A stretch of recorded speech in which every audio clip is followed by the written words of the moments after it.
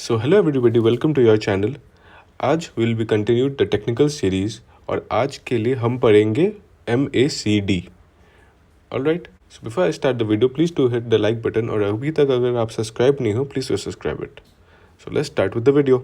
So in this video we will be learning about MACD। तो ये MACD क्या होता है? MACD is moving average convergence divergence. So as the name suggest, जैसे moving average जब converge करता है मतलब एक साथ आता है, एंड जब डाइवर्ज करता है मतलब वो दूर जाता है। So will be learning this in detail now. So this video might be a bit technical but bear with me. इसके बाद आपको पूरा क्लियर हो जाएगा MACD, and nobody is gonna tell you कि इसमें एग्जैक्टली टेक्निकलिटी क्या है इन दिस मैकडी। एवरीबडी ऊपर से आपको बोल देगा कि इसमें सिग्नल कैसे देते हैं, कैसे बाई करना है, कैसे सेल करना है। So I be telling this to you in depth और एग्जैक्टली इसका मीनिंग क्यों है और हम लोग इसमें बाय एंड सेल क्यों करते हैं, and why this is one of the most favourable indicators. तो चलिए शुरू करते हैं। फर्स्ट मैं आपको बता दूं, मैकडी में टोटल हमें दो लाइन्स दिखेंगे। One is MACD line itself and the other is the signal line. यहाँ in this video I be discussing everything in days. तो जब भी मैं कुछ भी मेंशन करूँ बी अवेयर कि मैं डेज के हिसाब से बोल रहा हूँ, not hours not minutes but days. Fine. अब अपने हिसाब से जो भी ड्यूरेशन डाल रहे हो, टाइम फ्रेम डाल रहे हो, उसके हिसाब से MACD लाइन खुद एडजस्ट हो जाएगा। So don't worry, but in this video I be discussing according two days. Fine. So let's start. MACD line होता क्या है? MACD line is the difference between two moving averages, that is difference between 12-day moving average and 24-day moving average। तो हम इसे बोल सकते हैं this is the difference between 12-day EMA minus 24-day EMA। ठीक है, this is exponential moving average. अगर आपने मूविंग एवरेज का वीडियो नहीं देखा है please do go and check that out, तो आपको क्लियरली समझ में आएगा। लिंक डिस्क्रिप्शन में है। सो MACD line is the difference between the two. तो आपको जो भी वैल्यू आएगा, इन केस मैं आपको बता देता हूँ, अगर 20-day moving average is less than 24-day moving average तो the value will be negative, right. तो आपको वैल्यू नेगेटिव मिलेगा। तो इसका MACD लाइन इटसेल्फ अगर नेगेटिव है देन आप बोल सकते हो this is a downward sign. क्यों? जैसे हमने डिस्कस किया है ऑलरेडी मूविंग एवरेज के वीडियो पे, अगर मूविंग एवरेज जो क्लोज वाला है, कम ड्यूरेशन वाला है, is showing a positive line, then उसका मतलब है कि वो एक अप ट्रेंड में है for the short duration.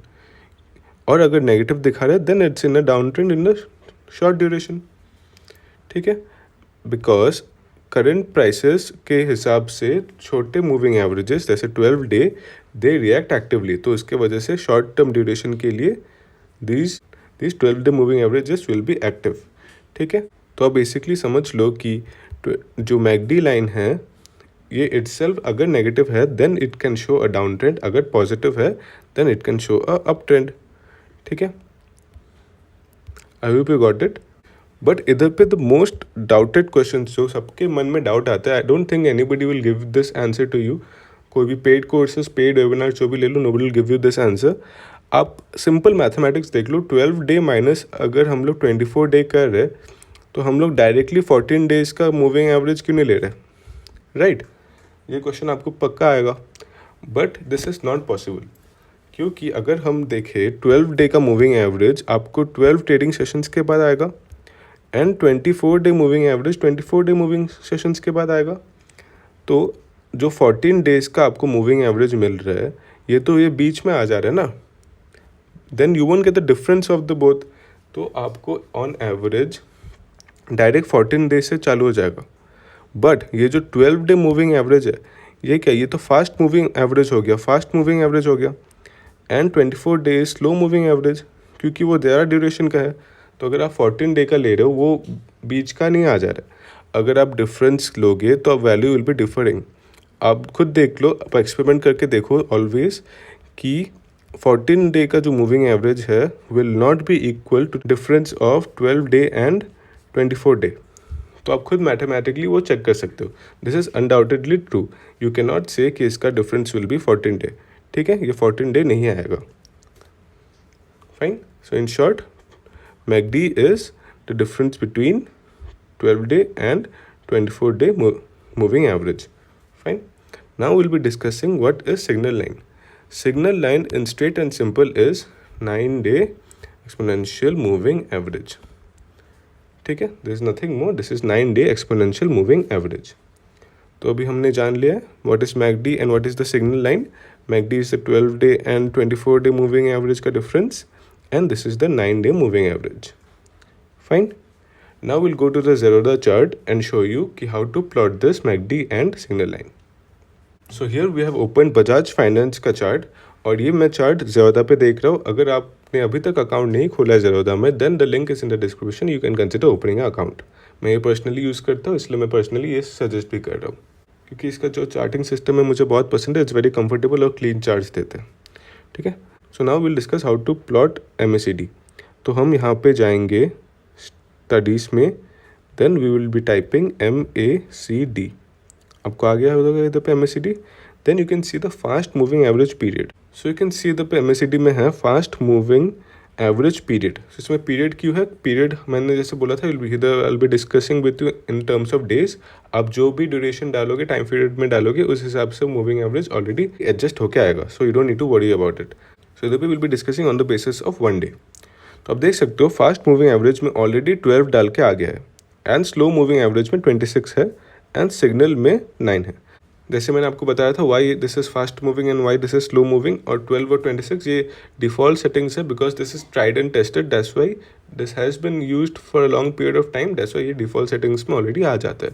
If you want to experiment, you are free to do, but this is the thing जो मार्केट में अभी तक ट्राइड एंड टेस्टेड है. फाइन.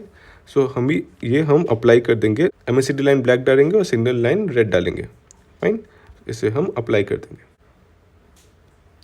फाइन. सो अभी आप देख सकते हो अप्लाई करने के बाद वी कैन सी कि इधर पे MACD आ गया है. इधर पे MACD का जो सिग्नल है इज़ ऑलरेडी फॉर्म्ड हियर, और ऊपर उसका शेयर्स का कैंडल्स है.